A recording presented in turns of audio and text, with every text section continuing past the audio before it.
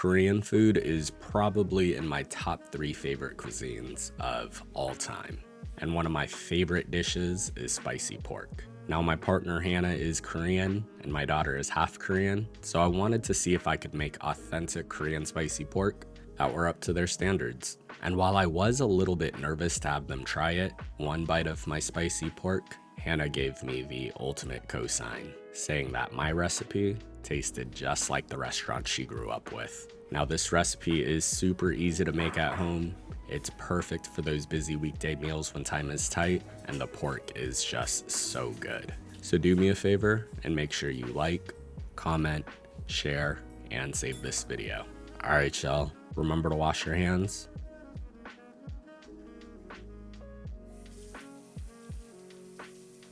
Now the first thing we'll do is get our prep work done, starting with a yellow onion, and we'll just cut that into strips along the grain.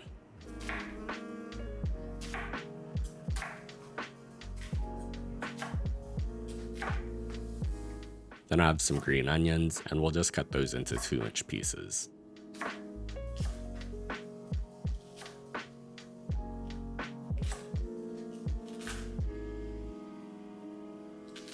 Now for the pork, I'm using pork butt today, but you can also use pork belly if you'd like. This pork butt has been sitting in the freezer for a couple of hours, and this helps the pork and fat firm up a bit, making it easier to slice thinly.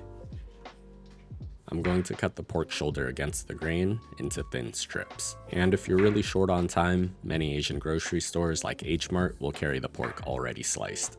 And if you like this recipe and you want to learn how to make more of your favorite Asian dishes, make sure you subscribe and turn on your notifications to stay up to date on all my latest posts.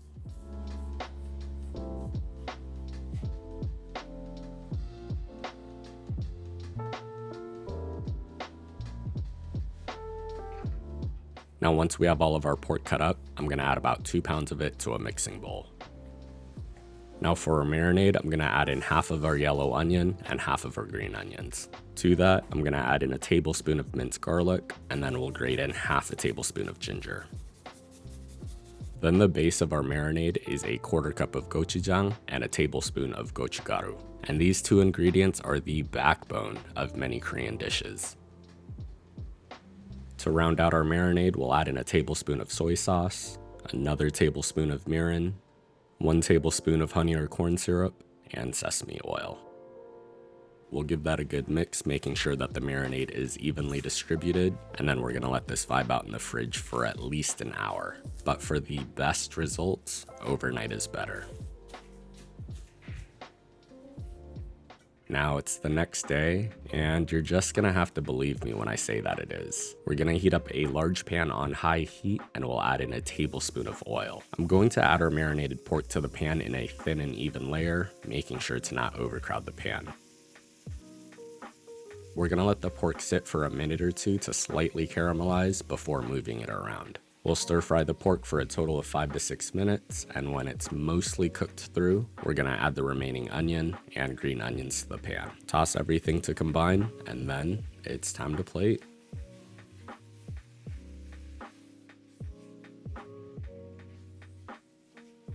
I'm just gonna get the spicy pork into a serving bowl or plate, and then we'll garnish it simply with some sesame seeds.